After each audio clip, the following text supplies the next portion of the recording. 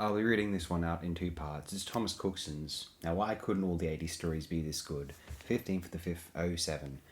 As is evident in the above reviews, fans have something of a divided opinion on this story. In the Doctor Who story poll of 1996, it was voted into the top 10 and stood as the highest rated story of the McCoy era, but inevitably many fans see it as overrated or just plain bad.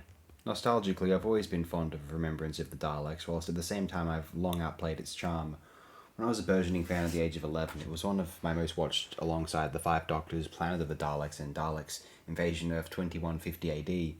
Even having beforehand had the entire plot spoiled for me by the 1993 DWM Summer Specials archive, I still watched this story unfold with keen interest that Christmas morning when I opened that special edition tin, even though I knew what to expect. But even back then I could see the faults in it too. I've actually seriously pondered why the story got such an echelon position in the poll, given that I'd relied on the poll for finding superior stories and found that Remembrance of the Daleks just wasn't that perfect or mind-blowing by comparison, far from it in fact. But I guess you need to appreciate the worst of Doctor Who as well as the best in order to see why these stories got so lauded. Back in 1988, Remembrance of the Daleks came as a breath of fresh air after 3 years of hell for the show. I've heard many an older fan describe how back in 1987 the kamikaze scheduling of the show meant they had to watch Doctor Who at a friend's house because their own family was watching Coronation Street on the other side, and inevitably they then had to explain in embarrassment to said friend how the show never used to be this crap. In that regard, Remembrance of the Daleks was a triumph for many fans of that age. It shared the look of many a season 24 story, except it seemed far from the abominations of that season, and it felt like the show had really pulled its socks up. And as for the horrors of the Colin Baker years, they now seemed like a forgotten bad dream. It would of course have been nice if we could have skipped a few dud seasons to this point. In fact, having read Tatwood's essay on the J&T era in About Time Volume 5, I can see now how for fans like him, Remembrance of the Daleks was the first time the show had gotten back on track since the Tom Baker era ended. It was like the 80s era had finally gotten pacey and overcome the lethargy that had dogged the show since 1981. The script felt far more homely and less pretentious.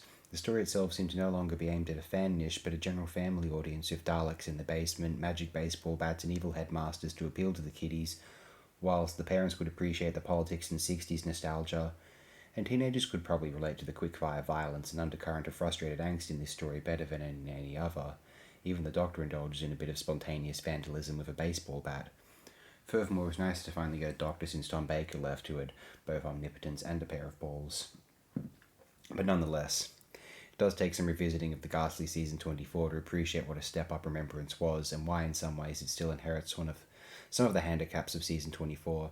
For one thing, just like the piss-poor cleaning robots of Paradise Towers, the presence of the Daleks is let down by nightmarish, tacky designs, inept directing, a sense of the protagonist having to make an effort to act scared and get themselves cornered by the poorly maneuverable mechanical beasties. Plus, as if the action flick excesses of the 80s, the Daleks are pretty much reduced to cannon fodder for the big explosions. The Doctor easily short-circuiting the shuttle navigator Dalek feels like far too much an insult. The Dalek fear factor has long gone by this point. In fact, the Daleks are the most lousy shots they've ever been, which makes the much-praised cliffhangers of this story very contrived, involving exterminate being repeated ad infinitum, and yet the gusto of those climactic moments hides the contrivance well. I mean, the first cliffhanger is the first time you hear Dalek speak in the story, and Roy Skelton really makes its presence felt like a PA announcer. The second is just so delightfully fanish. Then, of course, is the Doctor revitalized, reinvented and improved, no longer the inept, passive juvenile whose ambivalence for violence suggested his plan of action was simply to wait for his greatest foes to die of old age, nor was he the deranged, superficial, companion-beating, shoot-first, gun-toting brute who thought so highly of himself for so little reason, nor was he the season 24 clownish, lobotomized imbecile who absolutely failed to convey the slightest bit of alienness. This Doctor was someone who saw the big picture. His decision to keep Ace indoors at Mike's mother's house showed how he was fiercely protective of his companion to the point of suffocation, and a far cry from the nutter who'd kept strangling Perry. In fact, that was now long forgotten.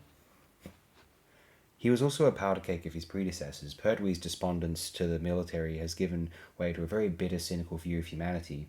Patrick Troughton's darker methodology in his two Dalek encounters, which pushed the Doctor slightly into the realms of being an out-and-out terrorist, the experiences of Tom Baker's chats with Davros, which had educated this current Doctor in how to manipulate the megalomaniac. The virus anecdote is definitely played upon here, which is appropriate, I think, because in many ways the crucial Doctor scene in Genesis of the Daleks also showed a mature Doctor combining the diverse philosophies of his predecessors, such as Hartnell's You Can't Rewrite History and Pertwee's exhaustive attempts to see peaceful resolves.